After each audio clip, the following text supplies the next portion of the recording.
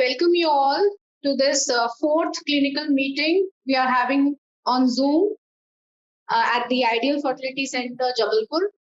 And I wanted to share this that we are holding this meeting in collaboration with the Jabalpur OBGYN Society. And without wasting much of your precious time, I would like to request respected Dr. Banerji sir to commence this session on infertility and NT scanning. Thank you, sir. Thank you, Chavi, and I welcome you all. What we have planned that we will do this meeting twice in a month, and it will be a journal club and journal reading and one interesting case what we get in our day-to-day practice. Today, I am keeping two things. One is a journal review, fertility workup, which has come in Fertility Sterility 2022, which is very important. I felt that it is a latest thing what is coming out for fertility workup in cases with female, with male. And I will explain what is written into that and what we are doing and what we have to think about to improve, to get more correct diagnosis.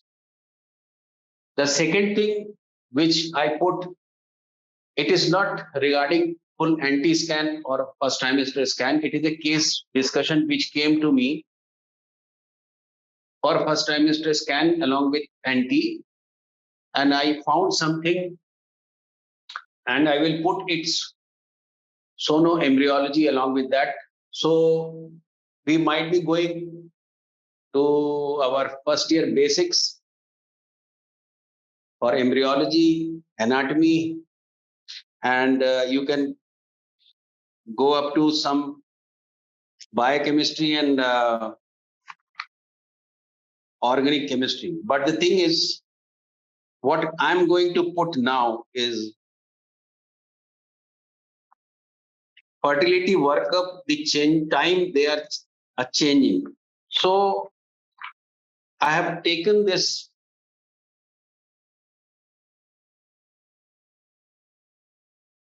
general fertility workup in times of high assisted reproductive technology. Please forgive me for this spelling mistake. By Nicholas P. Polidos, Jean Mark and Paul Picria.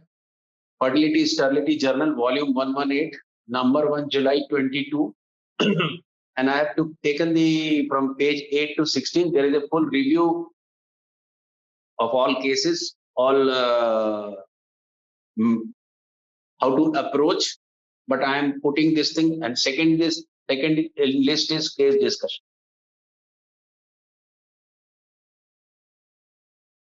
So first, what I am taking is general infertility workup in times of high assisted reproductive technology efficiency.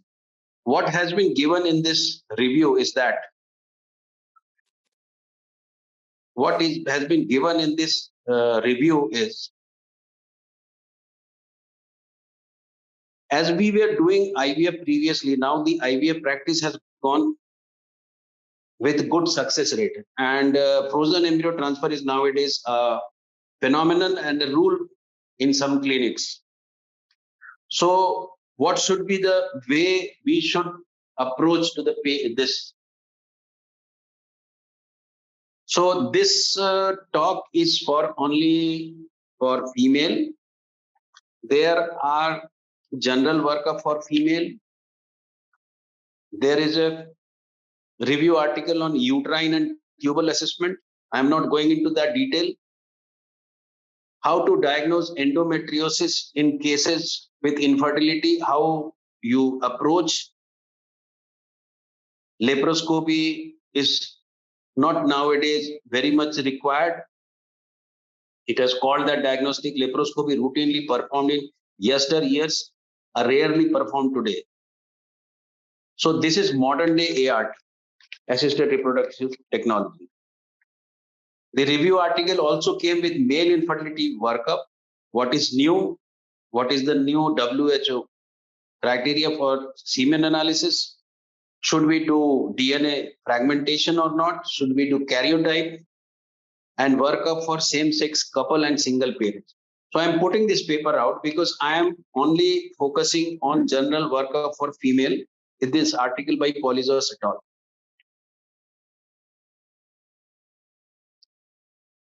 Now, the general infertility workup in women with infertility, the assessment of oocyte quantity and quality as needed for optimizing ovarian stimulation outcome and in turn ART results. The second point is assessment of ovulation, ovulatory disorder, and amenorrhea. These are very basic things which has been taken, and discussion was in this review with basics and what is advanced to get better success. The third thing is assessment of other endocrine disorders which may compound infertility. Fourth is genetic screening and expanded carrier screening. These things are new things which are coming in vogue and in practice. We are also doing nowadays expanded carrier screening and genetic workup also. The criteria they have given, that is quite previously was established as if it is less than 35 years, then 12 months of if couple is trying, more than 35 years, 6 months, and less in age of 40 years. But in our scenario, in Indian scenario, what I feel that the loss of eggs and fall of AMH is 6 years earlier. It has been established by an Indian paper previously. So we can make it from 35 years to 30 years at least and reduce 5 years from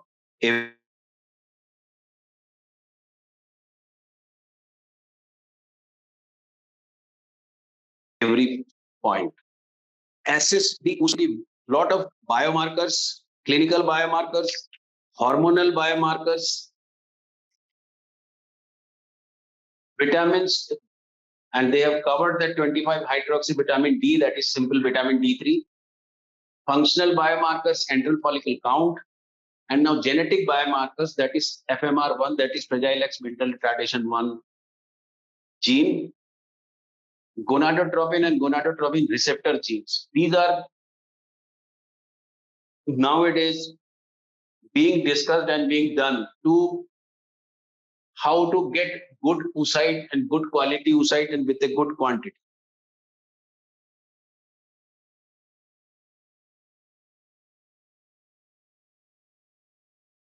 I am coming with this with a little bit of detail what has been given in this. In clinical biomarkers, age is one of the very important thing discussed here, and age, if it is more, then other biomarkers are not so important because still age is by far the most reliable biomarker of the prediction of oocyte quality, given that embryo euploidy rates show a consistent continuous decline with age starting from approximately age of 36 years. But mind it, in Indian scenario, I don't know why it is so. We are these females are losing eggs little bit earlier in our country. So the approach should be in that way. Now the body mass index is another clinical biomarker they have taken. And what is the effect of body mass index? The obesity. The response to stimulation is inversely proportional. Regarding oocyte quality, if it is body weight is very high, more than 32 or 35 BMI. The study analyzing the follicular fluid of patients undergoing ovarian stimulation, women with obesity had an altered follicular environment and increased insulin, lactate, and triglyceride C-reactive protein, which could be associated with worse reproductive outcome. And even the obesity negatively affects endometrial receptivity. Data are still conflicting, but these things are very important. We know this thing, but in this review paper, they have mentioned it. And a lot of biomarkers has been taken to consider for the how many eggs we get and what will be the quality of the egg. Second is hormonal biomarker, that is pre-treatment gonadotropin level. Here, most important is FSH we do, but single FSH level is not good mentioned here. You have to do with serum estradiol also. And if FSH is normal with raised E2 estradiol, this FSH means nothing. So they have mentioned is that FSH is not a biomarker of oocyte quality. Basal estradiol alone should not be used as a marker. Therefore, careful interpretation is needed when a basal FSH is normal and E2 level is elevated when more than 60. Mind it, when you do FSH on day 2 or day 3, please do with estradiol also if you want to have ovarian biomarker for this. Because this suggests ovarian dysfunction attributable to diminished ovarian reserve. This LH level is not very much discussed, but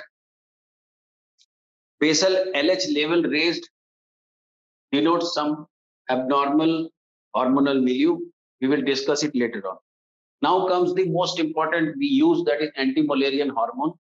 This anti-Malarian hormone is stable intracycle and intercycle. There is less variability, but they have mentioned that smoking and the use of combined contraceptive may suppress the serum AMH. This is previously we know that, but they have mentioned it. And ovarian response to stimulation AMH demonstrate excellent ability to predict low and excessive response. And it works up to 12 months. So, but they have mentioned that nonetheless, there is only limited association between AMH and oocyte quality. So what we do in our day-to-day practice with the low AMH category patients with their own biological seed, biological gamete, with their own eggs, this anti-Malarian hormone, if it is less, even though we can go or the couple can go for IVF with their own eggs, there are multiple methods. The quantity of the oocytes might be less, but if you get few oocytes, the quality might be good, and we have many pregnancies with low AMH variety, low AMH group also. So supporting that AMH has either modest or no ability to predict the live birth rate or clinical live birth rate, and limited association with AMH and oocyte quality. So even low AMH might give good eggs. Another important thing, they mentioned that serum androgen, but the serum androgen level is not very much related with the ovarian response or what we get eggs and all. But definitely with age, with low AMH, the quantity of androgen also goes down. So therefore, clinical applicability of the testosterone as a marker of reserve remains limited. Very important thing is covered, that vitamin D serum 25 hydroxy vitamin D as a common biomarker in the fertility workup during the last year. Early study demonstrated that vitamin D3 supplementation may affect follicular development and AMH level. This is a very important statement, and we should think about vitamin D3 supplement. And routinely, most IVF centers, they do estimation of vitamin D3 and supplementation we usually do. But as far as oocyte quality is concerned, even available evidence is controversial. Now, the functional biomarker, very important and handy method, is antral follicle count. And it is very good biomarker of ovarian reserve and response to stimulation with an excellent ability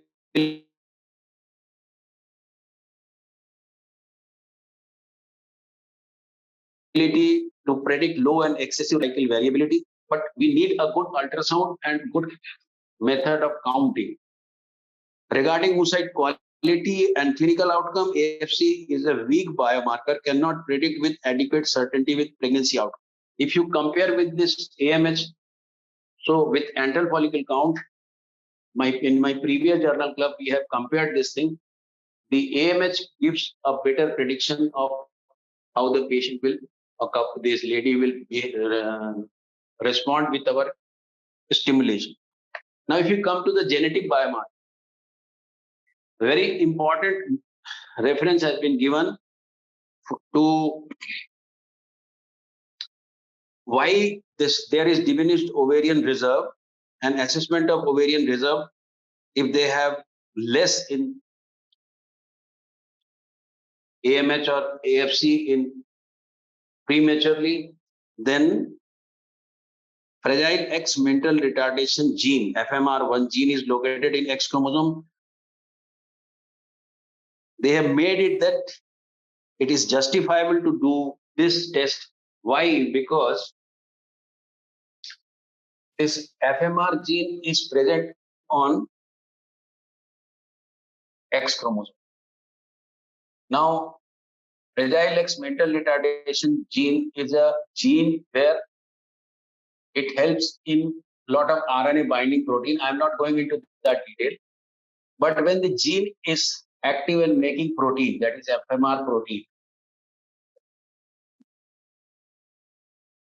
here 5' region and 3' region. In 5' region, there is untranslated, which doesn't translate into protein. There are some repeats of nucleotides, some bases. And these bases are cytosine, guanine,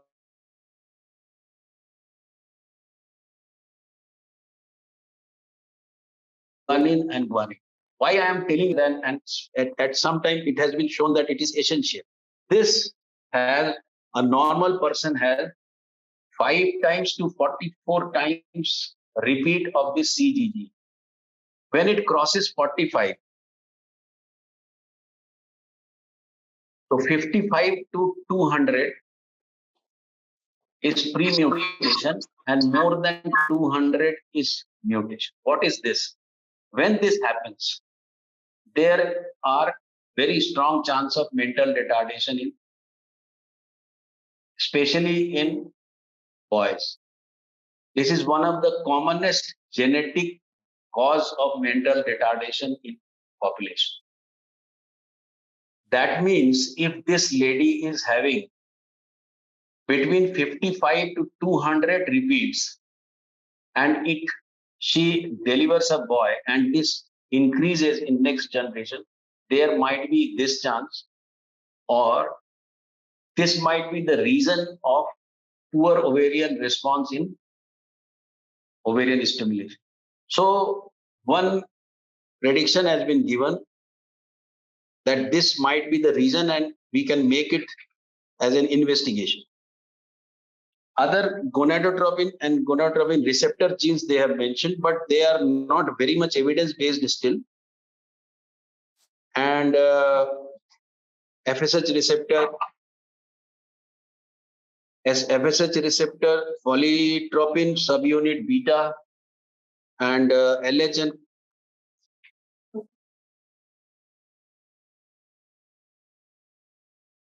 and chorionic gonadotropin receptor, LH subunit beta gene associated with ovarian response to stimulation. There are a lot of genes which has been covered. So this biomarker, or how much we can get quality and quantity of eggs during stimulation, is very important. And overall, this is the scenario which being done nowadays.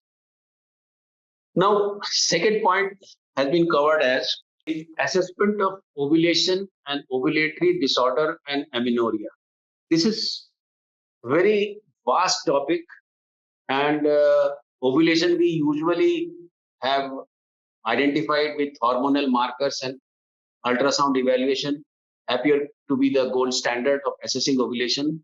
We do transvaginal sonography, they have mentioned it, with LH kits, with serum LH peak or progesterone, and they have mentioned the progesterone as more than 5 nanogram randomly in luteal phase, or more than 3 nanogram per ml in mid-luteal when the lady is having regular periods. These evidences, they show that she is ovulate. If now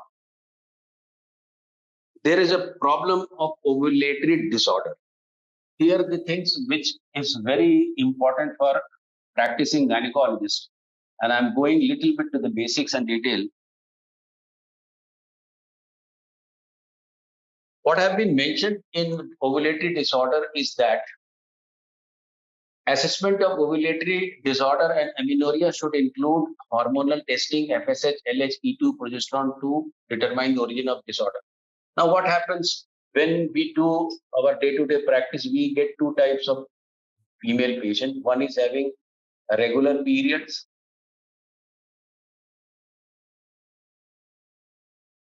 and another irregular period.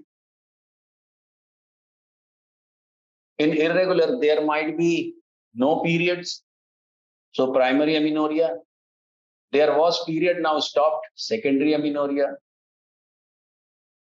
And third variety is period is there, but it is not in regularity. That is irregular. When this happens, the regular period person, the regular period lady mostly ovulates. That's why there is period. But with irregular periods, if there is a primary amenorrhea or secondary amenorrhea or irregular period, definitely the ovulation is at fault. So ovulatory disorder often lead to amenorrhea, which can be sorted in two categories, that is primary and secondary, with menses having never occurred in the former case. Today, however, approach to the basis of pathophysiology is preferred, classifying ovulatory disorder by the level non-functioning in the reproductive axis. It has been divided by World Health Organization is WHO type 1, that is hypo-hypo. I will come into the detail of what is these things. What are these things? The WHO type 1, that is hypogonadotrophic hypogonadism. There is a congenital, might be. There might be a congenital or acquired hypo-hypo. Other examinations, prolactin space occupying lesions in the brain. So we should ask for MRI also. WHO type 3, ovulatory disorder with or without amenorrhea. Mostly the elevated gonadotropins are elevated. Evaluate, then we should evaluate antral follicle count, anti-Malarian hormone, identify the premature ovarian insufficiency or early menopause. We should then again do karyotype genetic markers, and even the FMR1, that is Fragile X mental retardation 1 pre-mutation, is essential. They have mentioned this word in FMR1 is essential. And the cause might be autoimmune disorder, polyendocrinopathic syndrome, that is APS, and they have gone into the detail of APS type 1 and type 2. I am not going into that detail. The type 1 is usually congenital, type 2 is adult onset. WHO type 2 most common, that is oligoenovulation or PCOS. And they mentioned the three variety or three sets of different organizations, that is National Institute, Rotterdam criteria, and Androgen Access Society. So you can see these are all given in books, but the thing is they mentioned it, and in PCOS 3 set criteria, androgen excess, ovulatory dysfunction or polycystic ovary, the Rotterdam Androgen Access and PCOS Society exclude other disorders that mimic the PCOS, basically thyroid disease and hyperprolactemia, non-classic congenital adrenal hyperplasia, etc. Now, before going into this assessment of other endocrine disorder, I want to discuss a little bit of this assessment of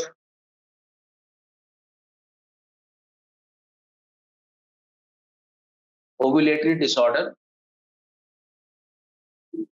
and how this has been decided and divided. If we divide this hypothalamic, pituitary, ovarian axis, and it affects the uterus. So if this is hypothalamus, this is pituitary, ovary, and uterus. This hypothalamus affects pituitary by gonadotropin releasing hormone. This pituitary affects the ovary by gonadotropin.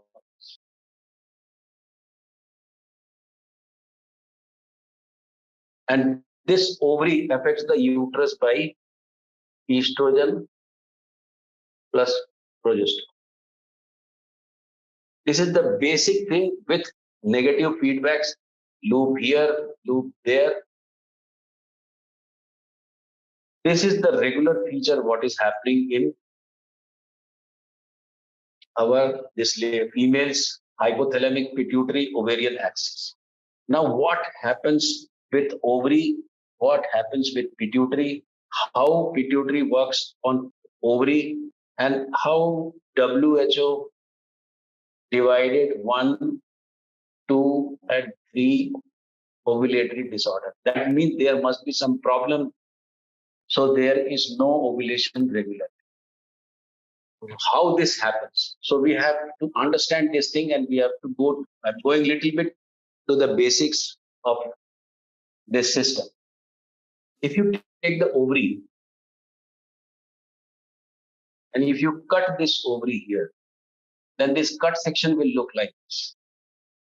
There is surface epithelium, and there might be one Graafian follicle, and there are some matrix or tissue around it to get this.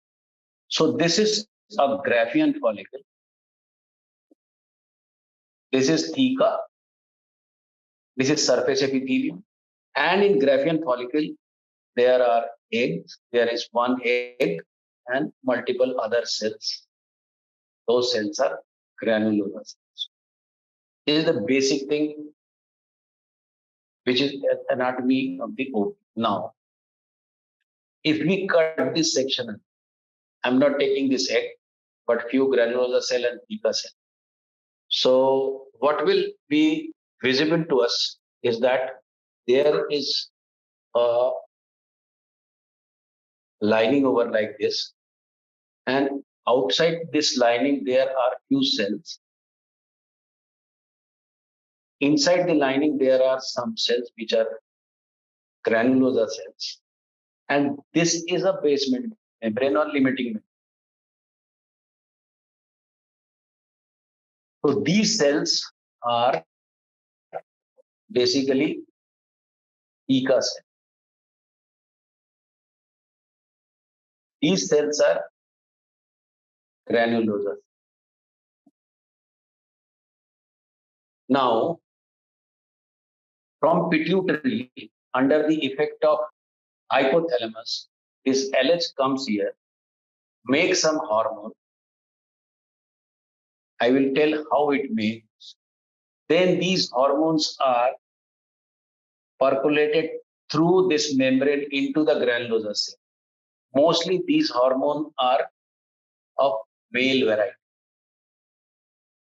And when it goes into, it makes a female hormone, mostly in normal patients. How this happens? What is male hormone? What is female hormone? What is happening before ovulation? And when ovulation occurs, then there is damage to this basement membrane, and the theca cell become larger, and this granulosa cell become larger, and they become yellow. And there is a gush of blood because there is a damage and there is an ovarian rupture. And eggs are out through this ruptured area. So whenever there is a rupture, before rupture, blood cannot enter into. If you do an ultrasound, I have brought this ultrasound picture also with color Doppler. With a good ovulatory follicle, you will see a lot of, if you do a color Doppler, you will see very good blood flow just around the margin of the follicle. That is just beyond the basement. But moment there is ovulation, this blood gushes into, and this blood changes these granulosa cell to yellow. Why? Because it brings fat. Fat contains cholesterol also. When it becomes yellow, then it becomes a luteal one. So it is called corpus. But one thing is very important. The change of hormone from only estrogen at female hormone, that is estrogen, the hormone production soon after this rupture is become estrogen plus progesterone. What are these? How this happens? If you go for the basics, what are these reproductive hormones? These hormones are all, we call them steroids. What is a steroid? Either you use it as a medicine, a pharmacological one, or natural one, you call them as a steroid. It might be an injection of hydroxyprogesterone, it might be norethistron, it might be anything. A lot of things in contraceptive pills we use. So these are all steroids, but having a different type of activity when we use it clinically. Why this happens? Any chemical, if we make it as 6 carbon in our organic chemistry, this is a benzene ring. And if we put 2 benzene ring together, then it becomes a naphthalene ring. We can make another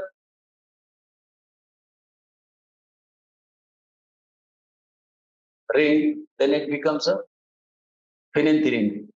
And if we add a pentane ring over here, it becomes, because it is cyclic, so it becomes cyclo.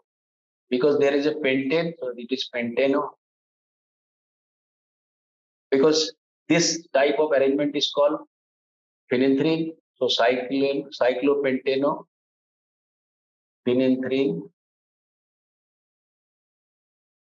nucleus. Any chemical having this nucleus is called steroid. So if you count this, this is an organic compound, so we can count this carbon atom. This is all carbon atoms. 2, 3, 4, 5, 6, 7, 8, 9, 10, 11.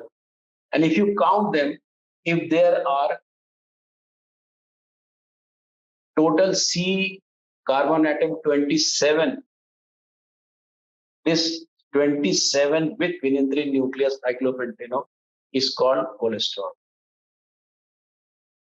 So cholesterol is the basic thing which is important for steroids. This cholesterol is metabolized when we ingest, or it is being formed by acid. This C27, when catabolized, it is converted into C21 compound. So few of the carbon atoms are removed. Any steroid with this nucleus, with total number of carbon atom 21, is called, this nucleus becomes pregnant nucleus. I'm not going to corticosteroid, but it is, corticosteroids are also having this amount of carbon atom. So what is pregnant nucleus? Any compound with this C21 cyclopentanoparhydrophenanthrene nucleus will have progestogenic activity. Maybe progesterone, 17-alpha hydroxyprogesterone, pregnenolone, whatever it is. Now, if it is again catabolized to C90, These compound with this nucleus, this number of carbon atom are called, this nucleus is called androstate. This any compound in market or in body with this nucleus, with this carbon atom is androstane. Nucleus is called androgen. All androgens are having. So what is progestogen? What is androgen? I am coming into that. Again, we catabolize and it becomes C18. Then some change in this double bond structure. But this C18 becomes with this nucleus, with carbon atom 18 total number, become E-strain. Any compound containing C18 with this, there is aromatization. I am not making at present, but this happens, will have an estrogenic effect. When we use in our day-to-day practice estrogen, progestogen, androgen, the estrogen always, if you make few cells and apply estrogen, it will make more.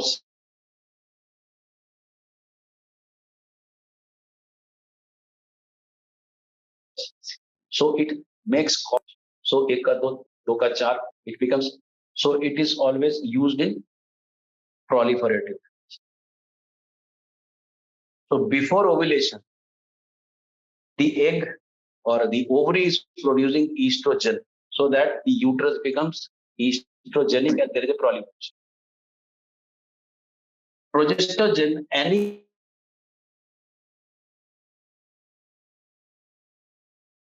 compound with pregnant nucleus of C20 secretion, it stimulates Golgi apparatus. It inhibits this and stimulates Golgi apparatus, so there will be more secretion. The height of the cell will reduce, but it will be more thick and it will secrete to receive the fertilized egg into that. This progesterone or progestogen is used in by nature in secretory phase. Before ovulation, there should be a proliferative phase.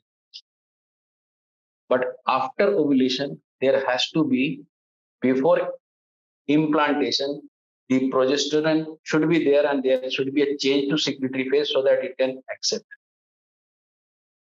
Think it that before this granulosa cell is only estrogen, but after ovulation or rupture of this membrane, suddenly there is a change of steroidogenesis which makes estrogen along with makes more progesterone. So this is very important to understand what we are doing in classification of WHO ovulatory disorders methods. In these cases, what happens before ovulation, what happens after ovulation. I'm going to show that what happens with the steroid, what happens with the cholesterol, how it becomes important before ovulation and after ovulation, the steroidogenesis changes suddenly. Whenever the LH coming from pituitary acts on theca, there is granule. There is a mitochondria. In mitochondria, it acts on cholesterol so that the cholesterol, which is C27 compound, some carbon atoms are removed and it becomes a C19 compound. So it becomes pregnenolone. Now, if we make again this nucleus,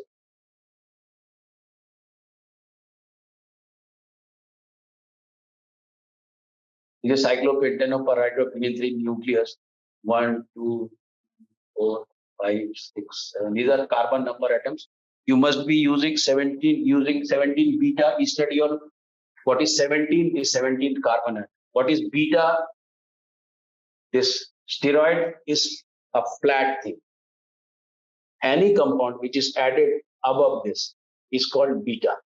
Any compound which is attached to down is alpha. If it is hydroxy OH group at low, it becomes alpha.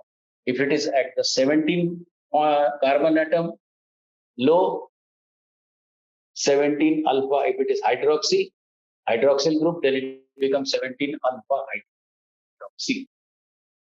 So, but in this nucleus, there is a double bond, sometimes between 4 and 5, and sometimes between 5 and 6. Between 4 and 5, if double bond is there, the double bond is called delta. And if it is between 4 and 5, it is called delta 4. If it is between 5 and 6, delta 5. Why I am mentioning delta 4 are more strong steroids compared with the delta 5. Delta 4 are more secreted after ovulation than delta 5. So we need more strong steroids during pregnancy and implantation. This LH works here and it removes some carbon atom and it becomes C21. This pregnenolone is a delta 5. It is still in theca. This pregnenolone is again changed into 17 alpha hydroxylase. 17 alpha hydroxylase. You have to add a hydroxyl group below at 17th point. So it becomes 17 alpha hydroxypregnenolone. It is again a delta 5 compound. It is happening in theca. There is a basement membrane, blood cannot enter. Cholesterol cannot go inside. This again removes some carbon atom and it becomes C19. So it becomes dehydroepiandrosterone. This is DHEA, what we use in poor ovarian reserve supplement. So this is an androgen because C19 is an androsten nucleus. It is androgenic. It is again a delta 5 compound. So the double bond is between 5 and 6. This converts into a hormone which is called androstenedione. Why? Whenever there is a dione, there are two ketone groups. I am not going into that chemistry. This androstenedione is a delta 4 compound. So it becomes a little bit more stronger. So there is formation of androgen, that is androstenedione, and it hovers around it. It cannot, the steroidogenesis is not possible inside because there is no cholesterol parent substance is not. This cholesterol, when comes after ovulation, I will say what happens. This androstenedione converts into testosterone also. So there is androgen here. This androgen then percolates through this basement membrane into granulosa cell. This granulosa cell, when it receives, FSH acts by stimulating aromatase. What is aromatase? Delta androstenedione is a delta 4 compound. Aromatase makes more aromatization and more double bond. So it converts this androstenedione testosterone into estradiol. This estradiol is produced. Now in WHO type 1 hypohypo, this LH is not coming. If it is not coming, there is no steroid. But if you supplement this gonadotropin from outside, there will be steroid. The lady can produce eggs. In WHO type 3,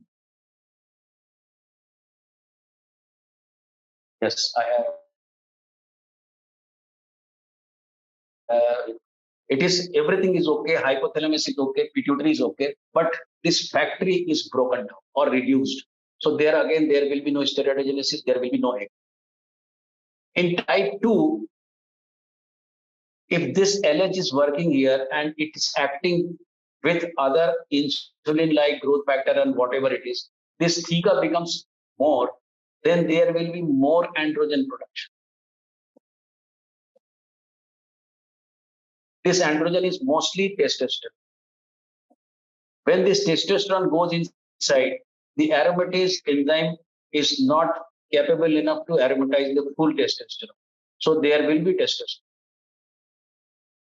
Testosterone is C19 with androgen activity with androsten nucleus, and it creates hirsutism, it creates anovulation.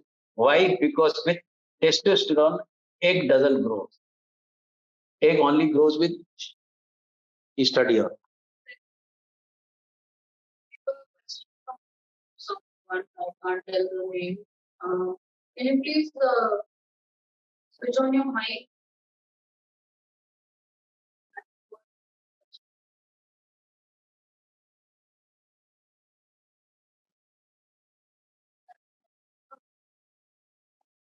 What is the problem in the type 3 type of?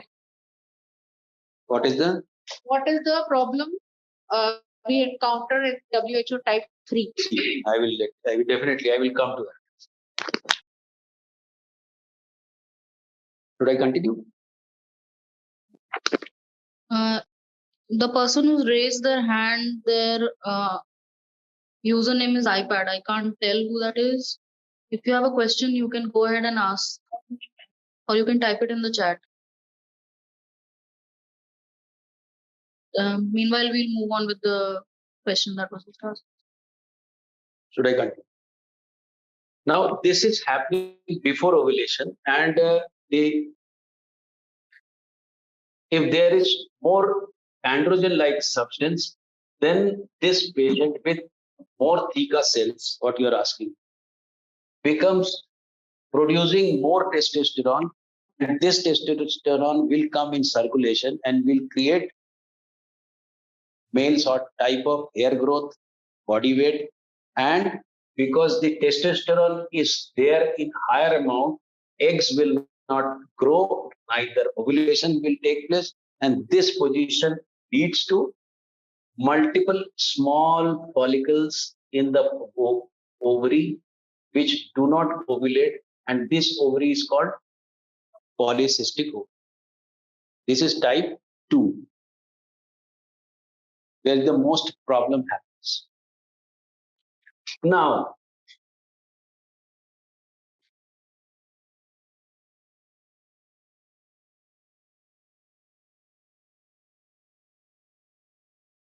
this cholesterol and pregnenolone with androgen, suppose everything goes well and there is a good production of estradiol. What is diol? Estra means eastern nucleus with C18. Diol means there are two OH groups in that nucleus.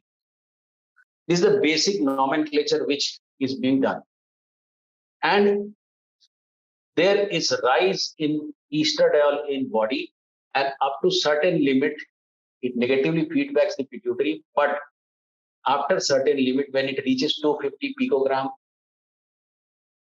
per ml in circulation, there is a sudden rise of release of LH,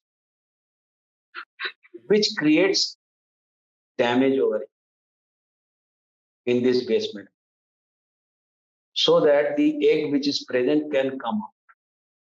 When this happens, there are a lot of enzymes working under the effect of LH. I am not going into that detail.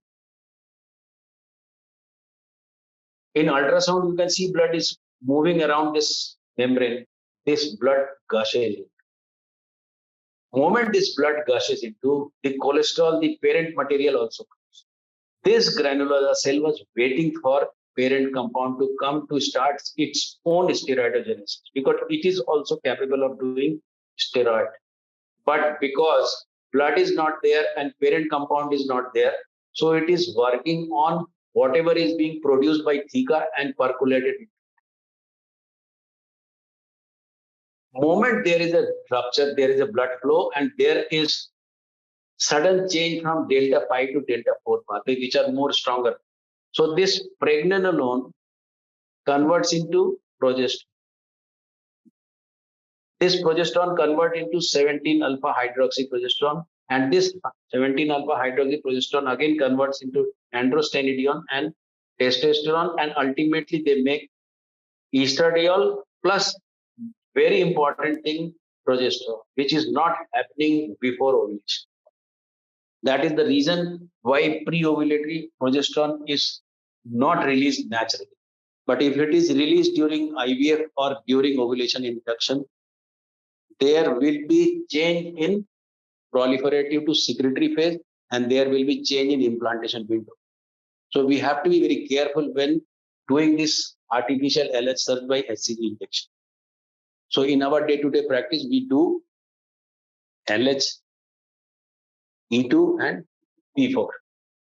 If P4 is less than 1, we go ahead with that.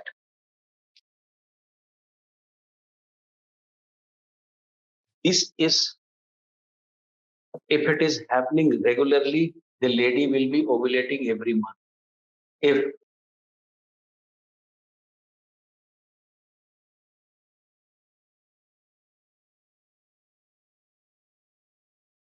this is hypothalamus, what your question was, that this is hypothalamus, this is pituitary,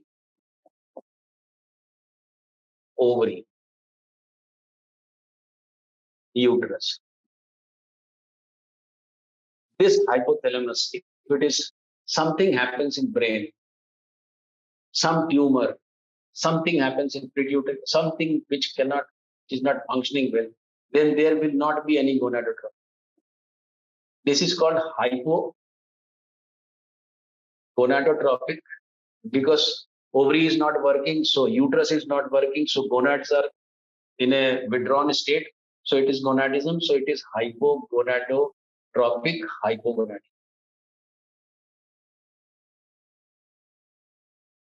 In short, we call it hypohy, which is given in WHO type 1.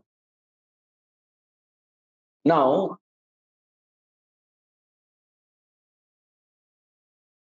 it is working well, but something happens with the ovary. Why? Because it is a gonad.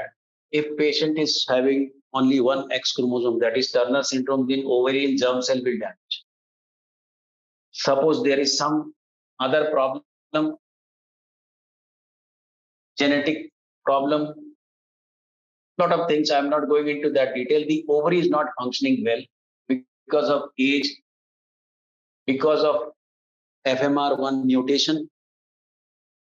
Then if ovary is not working and there are good amount of gonadotropins, then again there will be hypogonadism because there is no estrogen and progesterone. So this gonadotropin will be high. So it is called hypergonadotropic hypogonad. This is type 3. This is the most common thing we encounter in low AMH IVF cases. In young ladies, young girls, why there is so rapid loss of eggs? And if it is something is there, we have to do it because everybody is not very much willing for egg donation. But this is very difficult to treat. And third thing is, it is gonadotropin is there, ovary is also functioning, but the female is having some problem with most commonly insulin sensitivity. Insulin is a growth factor. There is insulin-like growth factor also. They work on, this is basement membrane, this is theca. If this thecal hyperplasia, there will be more conversion to androgen, that is testosterone. When this testosterone is more, then it percolates into, there will be no development of follicle. When this happens, this condition goes to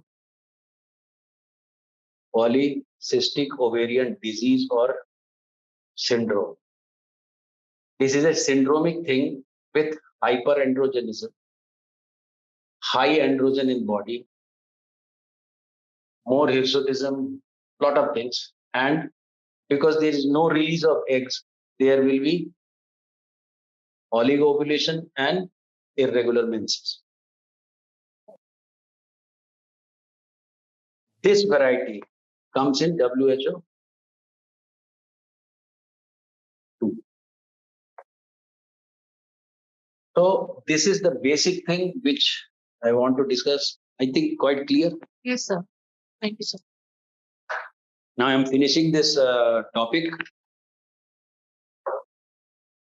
This ovulatory disorder, assessment of ovulation and ovulatory disorder and amenorrhea, ovulation hormonal markers and ultrasound evaluation are the,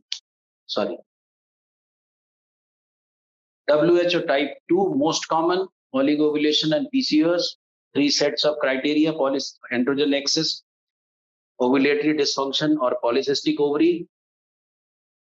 But very important statement is given there that exclude other disorder which mimic, that is thyroid disease, hyperprolactinemia and non-classic congenital adrenal hyperplasia. These things has to be taken care of. In assessment of other endocrine disorders, they have given a lot of,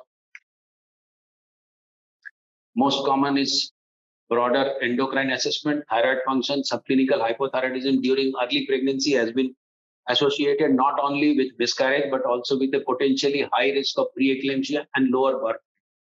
A routine TSH thyroxine antiglobulin antibody, antithyroglobulin antibody or anti-hyperoxidase antibodies.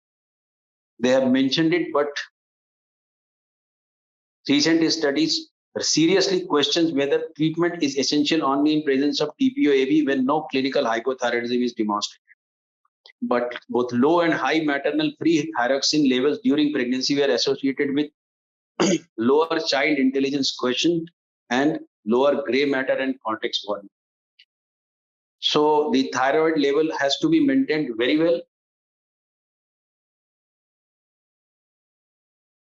The other androgens, other hormonal markers they have, that is androgen, steroidogenetic pathway hormones, I have already explained, cortisol and congenital adrenal hyperplasia, how to, most of the time the congenital adrenal hyperplasia, it happens at birth. The baby is in a very dire emergency and it is diagnosed very early or baby dies. But if it is late, then it is not a classic one, it is late onset. So non-classic, the congenital adrenal hyperplasia, clinical signs, how we do, should do 17-alpha hydroxyprogesterone. You have mentioned it, and we have mentioned in delta 4 pathway. Basically at 8 a.m., value less than 2 nanogram rules out. And this NA and congenital adrenal hyperplasia, non-classic one, and the Cushing syndrome, disorder of cortisol excess, can be confused with PCOS.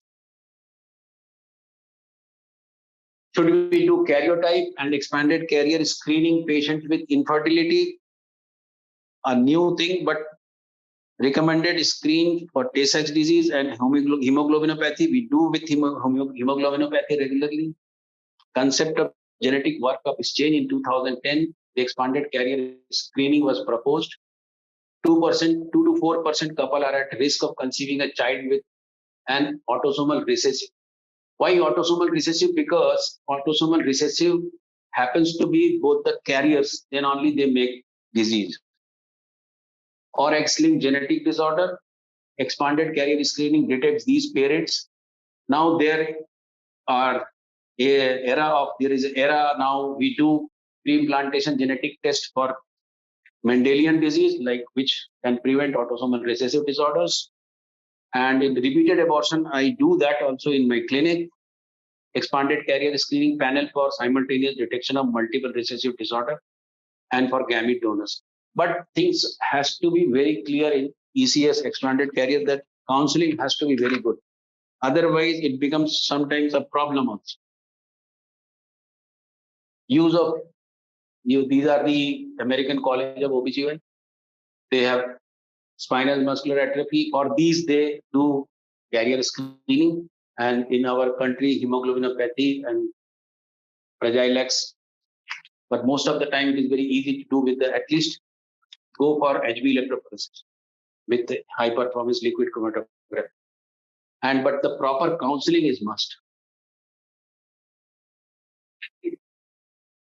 So, sir, main thing for us gynecologists is that if we go for the hormonal assays, that we can definitely figure out that what is the cause of the irregular menses in that female. So our progesterone, FHS, LH, and estradiol that we do on day 2 is very important. See, all hormone tests are very important, but I have not covered the entire menstrual cycle. What happens when, what is the level? It has to be taken care of. What is the appropriate level on which day? So what we do in our IVF practice or infertility practice, we do a day 2 estimation. We do a day 7 estimation. Sometimes we do a day 9 estimation also. Because you have to have a control over the menstrual cycle to have a good egg. Otherwise, if there is a premature LH surge, I'm not going into that because it becomes very long. Or if there is a premature release of progesterone hormone, and if we do a fresh transfer, the chances of implantation will reduce. If there is a LH rise, so assessment of hormone should be there, but you have to have a good way of interpretation what is going on. When to start GnRH antagonist, at what level of estradiol, where there are fear of premature LH release with the level of estradiol. So this menstrual cycle along with steroidogenesis, we don't have that time. It is a big subject, but have to be aware of that what we are doing in our clinical practice, we should correlate, but we should understand what we are seeing, that is estrogen or progesterone or androgen. What are these and how they affect the ovulation and ovulatory pattern? This is the basic, very good review. And if you ask, then I can give the copy also. And the second thing is what we have, I will finish it fast. What we have, this is the basic sonoembryology for pregnancy. So I'm going with this basic things, what is happening. There is a secondary oocyte arrested in metaphase, that is M2. And I will show you how it is there. There is fertilization, zygote, and 2-cell, 4-cell, morula, and it enters into uterine cavity with blastocyst. So this is a blastocyst which implant. So this is the blastocyst, which is, you can see, I will show you in, this is,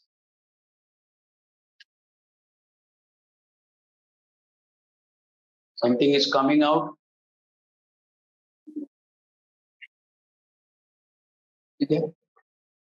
And there is one cell mass here. There is one limiting membrane here. What are these?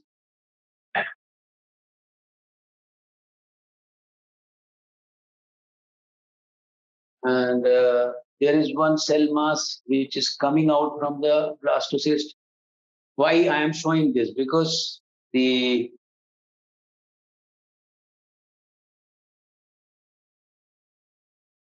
I will finish it fast because this patient has come for me for anti-scan, and if you see this cell mass, there is a membrane which is called zona, and under the zona there is one cell that is called tropoectoderm, and at one place there is a collection of cell that is inner cell mass. What happens with inner cell mass?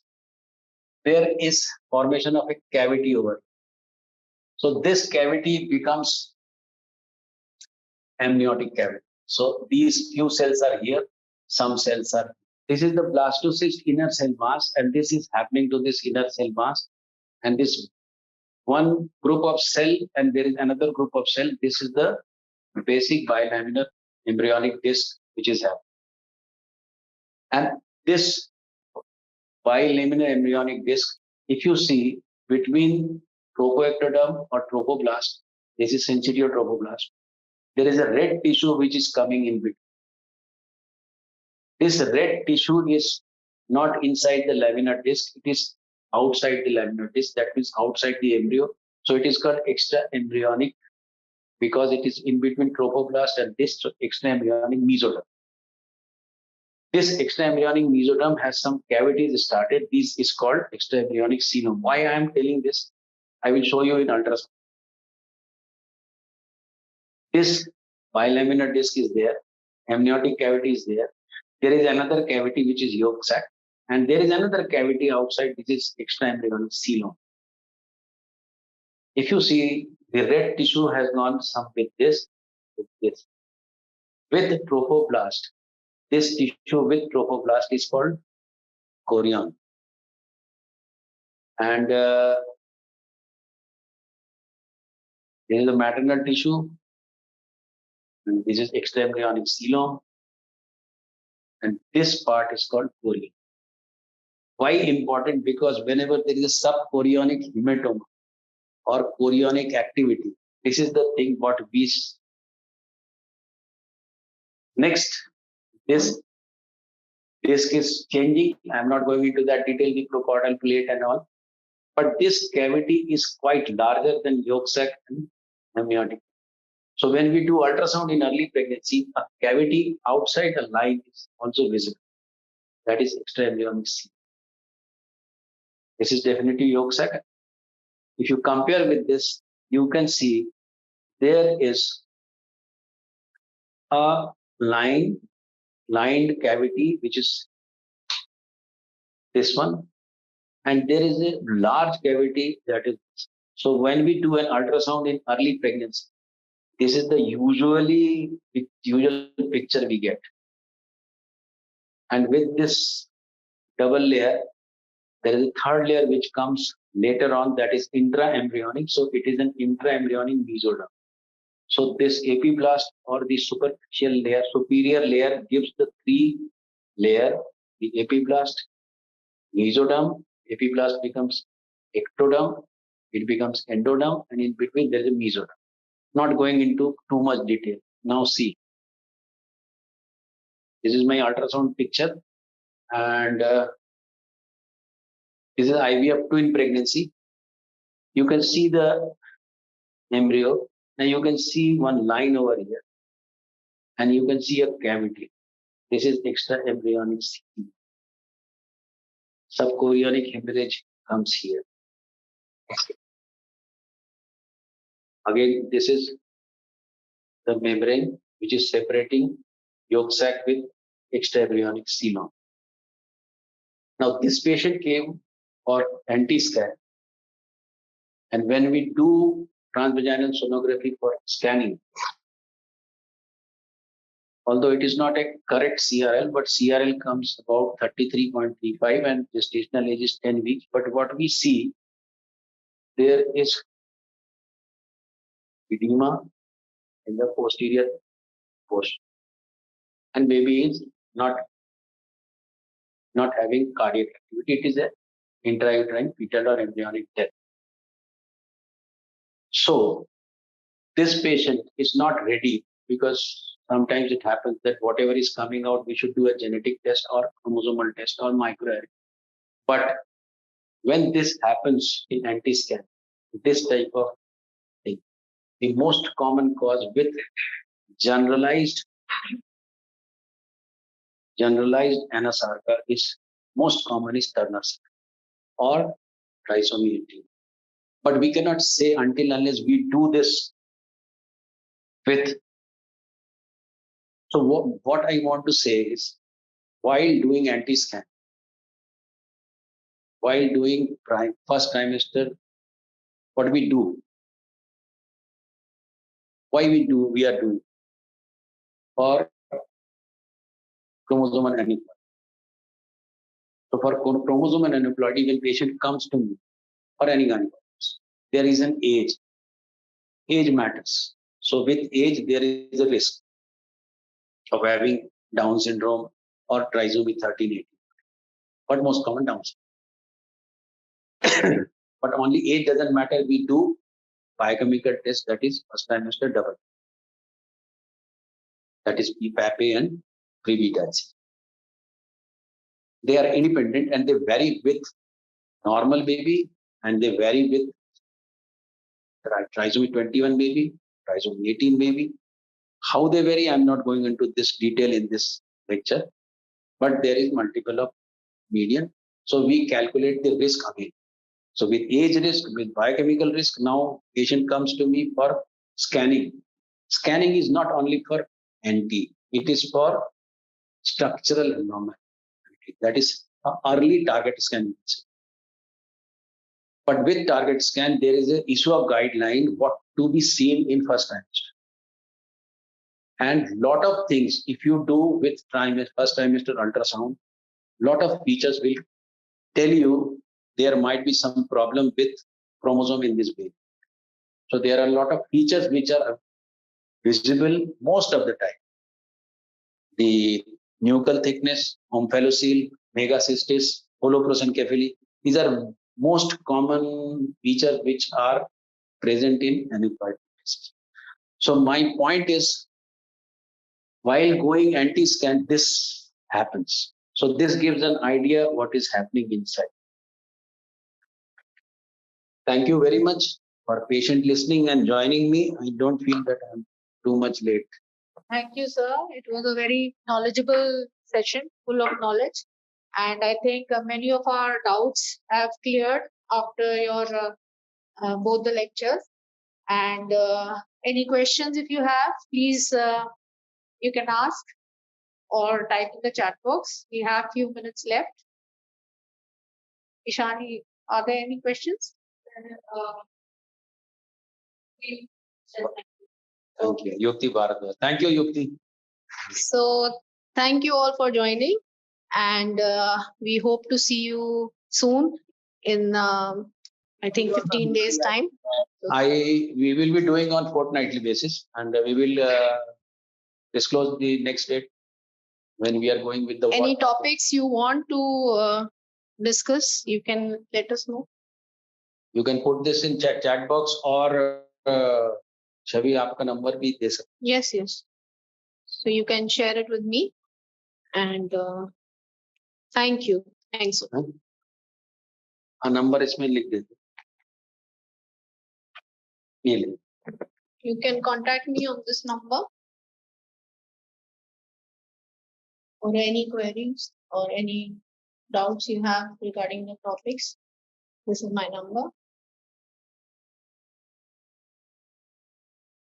Thank you all for joining. Thank you, sir. Thank you. HRT, recommended HRT. What should be the HRT? No. HRT, what do you want to ask HRT? What do you want to ask in HRT, Rashmi? What is the recommended HRT? You mean to say that? This hello. will come with any. Hello. I'm gonna. एक minute बैठ जाते हैं. You can forward it on your points.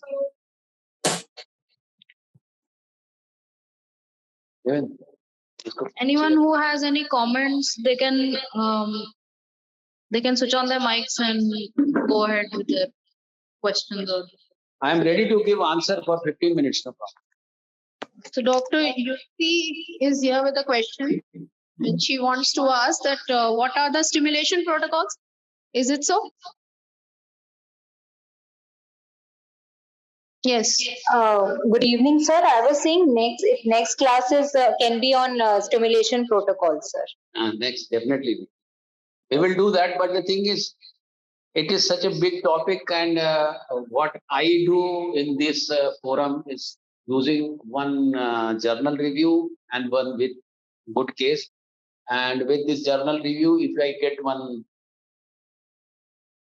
with the stimulation protocol, because stimulation protocols are now customized. Stimulation protocols are personalized. You cannot every one size can't fit everyone. So whatever is the AMH level, what is the WHO criteria, what is anovulatory status, oligovulatory status, what is the age, and nowadays you very well know there is Positron method of getting good eggs. They are divided into 4 parts. What should be the gonadotropin dosage? What type of gonadotropin? What should be the antagonist protocol, or should we go for freeze-all? We do all these things, but it is a customized thing. Most of the time, what I am now using letrozole with gonadotropin gives a very good result in low AMH. Sometimes we get less eggs, but good blastocysts. Thank you, sir. Any Thank you, more sir. further Thank you. queries? So we end this session, today's session, and thank you all for joining. Thank you very much. Bye bye.